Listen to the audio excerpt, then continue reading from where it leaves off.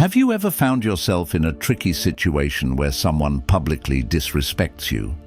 Maybe it was a tactless, sarcastic comment in front of others, or an awkward joke that left you feeling undervalued and humiliated. In moments like these, have you ever wondered, how should I respond to not just maintain my dignity, but actually earn respect, even from people who habitually disregard others' value? Don't worry, you're not alone. We've all experienced moments like this, and the fascinating thing is, you have more control than you might think over how you handle them. In this video, we're diving into some effective tips and psychological techniques inspired by the timeless wisdom of Stoic philosophy. These strategies won't just help you navigate difficult situations calmly, they'll also help you gain respect from those around you. Stick around because we're going to explore exactly how to respond intelligently, turning uncomfortable moments into opportunities to affirm your self-worth. Let's start by understanding why you sometimes find yourself in these situations. In many cases, it's not because people hate you or hold a personal grudge. The issue often lies in a kind of opportunism that some people exhibit. These individuals try to elevate themselves by diminishing others. They think that making you appear weak or uncomfortable will make them stand out more. This behavior is common not just in workplaces, but also in social circles and even within families. Stoic philosophy, with its timeless insights, teaches us that respect isn't something you demand or impose on others. Instead, it's about how you conduct yourself and how you build and establish boundaries for your own self-worth. Marcus Aurelius once said, "You have power over your mind, not outside events." Realize this, and you will find strength.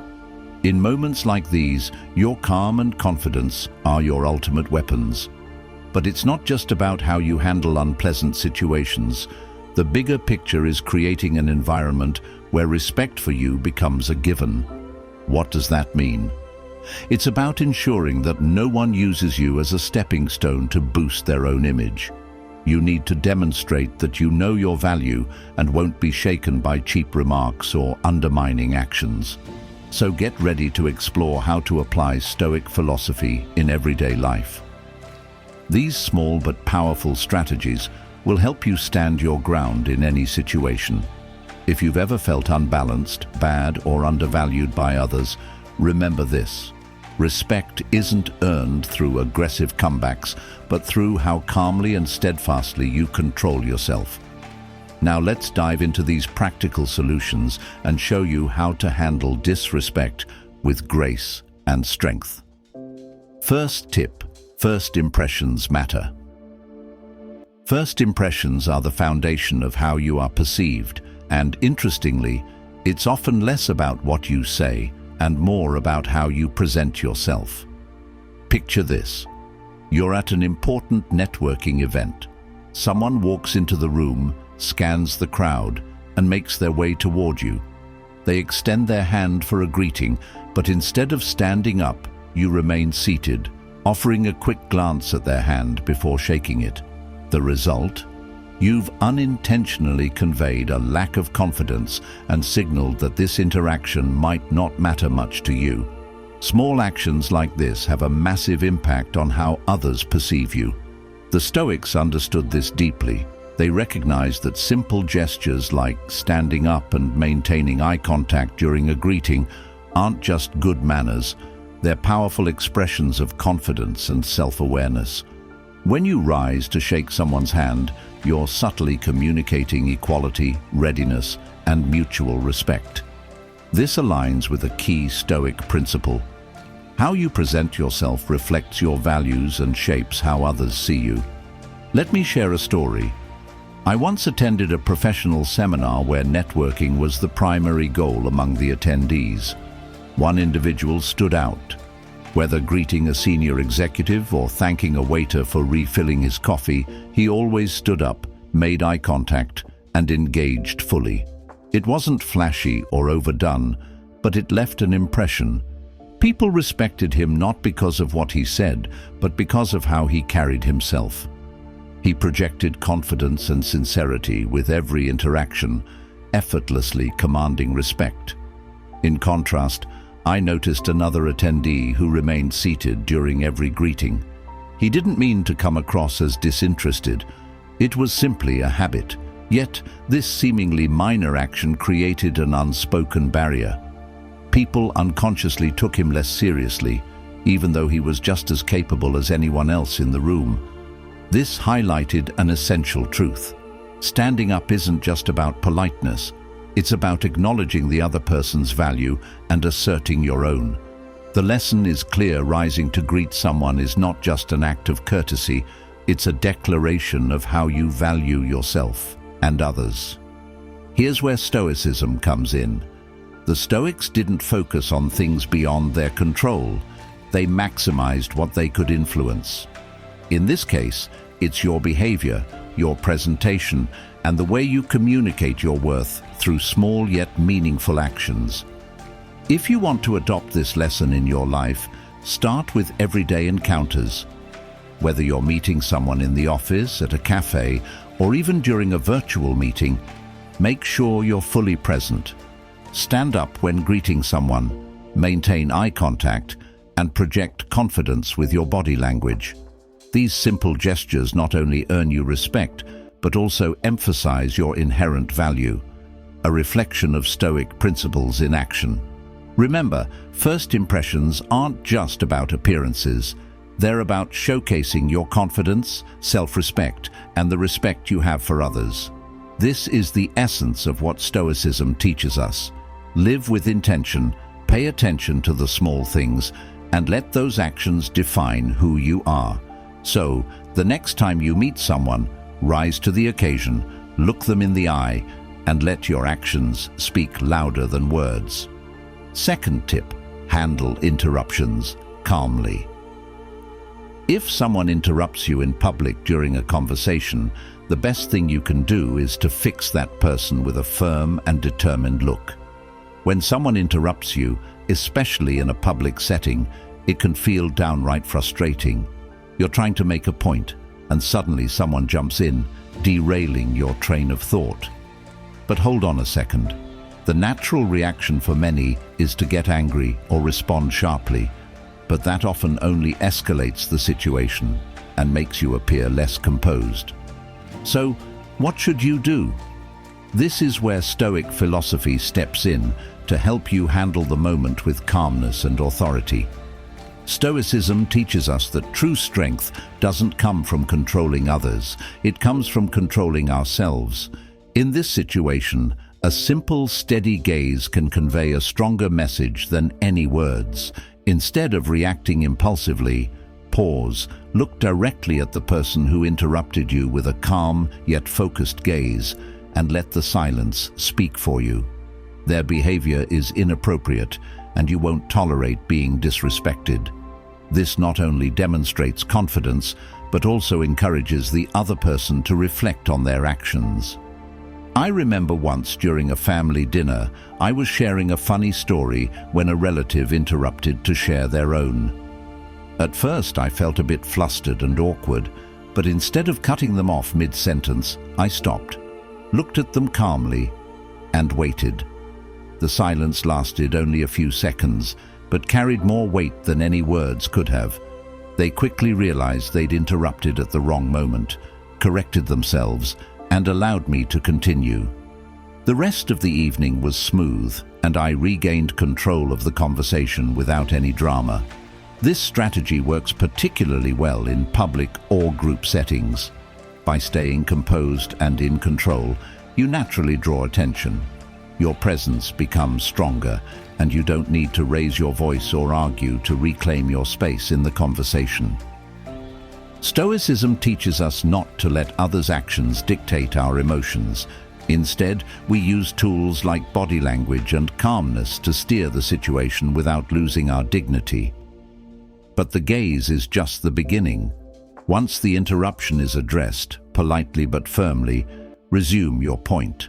A simple phrase like, "Let me pick up where I left off," not only asserts your right to speak, but also maintains respect for everyone involved. Remember, the goal isn't to embarrass the other person, but to set a clear expectation that respect in communication is non-negotiable. What's remarkable about this approach is that it requires no aggression or intimidation. Just stay calm, avoid showing anger, and let your actions speak volumes. When others see you handle interruptions with confidence and intention, they'll not only respect you more, but also reflect on their own behavior. Stoicism reminds us that true power lies in maintaining self-control, even in challenging moments. So, next time someone interrupts you, don't lose your cool, stand firm, hold your gaze, and show others that you are someone worth listening to. This isn't just about earning respect, it's about expressing your self-worth in a way that's both meaningful and lasting. Third tip: responding to humiliation with grace. When someone tries to humiliate you with a joke in a group of friends, adopt this strategy. When someone in your group deliberately tries to humiliate you with a joke, your first instinct might be to feel embarrassed or upset. But remember, the way you respond will determine the entire dynamic of the situation. This is where Stoic philosophy can be an incredibly powerful tool, helping you stay calm and take control. Once, during a casual meetup with old friends, one of them decided to mock me in front of everyone by retelling an embarrassing story from our school days. At first, I felt my face heat up, and my immediate reaction was to fire back. But instead of letting my emotions take over, I recalled a Stoic principle. What doesn't harm your essence isn't worth your concern. I smiled, pretended not to have heard the story, and calmly asked my friend to repeat it, maintaining a composed and slightly curious demeanor. Here's the fascinating part. When the person had to retell the joke, its impact significantly diminished. Not only that, but the group started to sense the awkwardness of forcing someone to recount a joke that wasn't landing well anymore. The loud laughter from earlier faded, and the storyteller began to fumble, realizing their attempt at humiliation had backfired. The key here is that asking someone to repeat their joke not only reduces its impact, but also shows that you're unshaken. This approach allows you to maintain your composure while subtly highlighting the other person's inappropriate behavior. Even more importantly, it shifts the dynamic in your favor without resorting to retaliatory tactics or losing your dignity. By choosing this path, you send a powerful message. You're someone with inner strength who won't let small provocations dictate your emotions. This is one of the core lessons of Stoic philosophy, maintaining calm and control in the face of minor life challenges. So, how can you apply this principle effectively? First, remember that you don't need to react instantly to every action or word. Pause, take a breath, and think. Second, use silence as a powerful weapon. Silence isn't passive, it creates space for the other person to realize their mistake. Finally, when you do respond, do it with calm confidence. A simple request for them to repeat what they said, spoken in a neutral tone, can have far more impact than arguing or fighting back. Stoicism teaches us that our reactions to uncomfortable situations reflect our character and inner values. Every time you stay calm and refuse to be drawn into negativity, you not only gain the respect of others, but also reinforce your own self-respect. So, the next time someone tries to mock you in front of others, remember you have complete control over how the story ends. With calmness and clarity, you'll always come out on top. Fourth tip: handling provocation gracefully. When someone is trying to provoke you or make you angry, you can use a very effective psychological technique. Have you ever faced a situation where someone deliberately tried to provoke you or hurt you? Instead of reacting immediately, you manage to handle it gracefully. Imagine this. You're at a family gathering and someone makes a pointed remark about a failure in your career in front of everyone. It's the kind of comment that feels like a dagger to your heart, digging into a pain you've been trying to move past. Suddenly, all eyes are on you, waiting to see how you'll respond. In that moment, instead of reacting defensively or trying to explain yourself, you take a brief pause, stay calm, and ask, "Hey, does anyone know a good bakery nearby? I was thinking about picking up something for the next get-together." That simple question instantly changes the energy in the room. The person trying to provoke you is left flustered, unsure of how to proceed, and the conversation quickly shifts to a new, more neutral topic. Not only did you avoid escalating the situation, but you also turned an uncomfortable moment into one that worked in your favor. This strategy of asking an unrelated question is more than just a clever tactic. It's a way of reclaiming control over your emotions and the situation.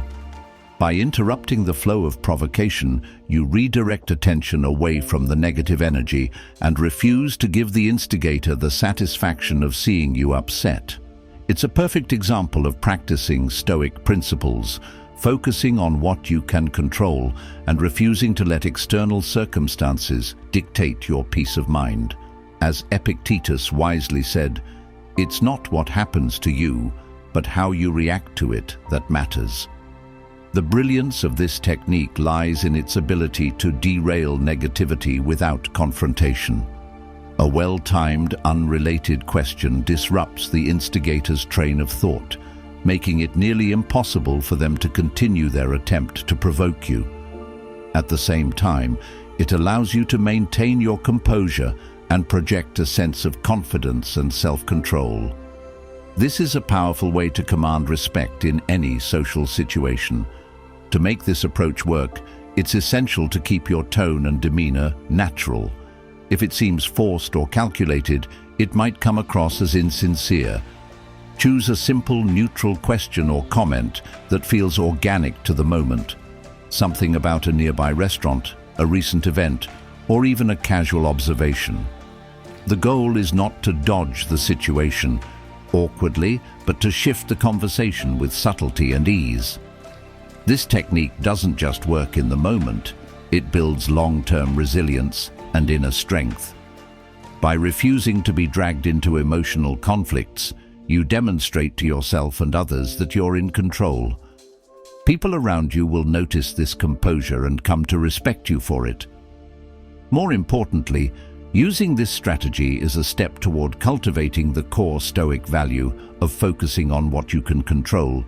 You can't dictate how others behave, but you can decide how you respond.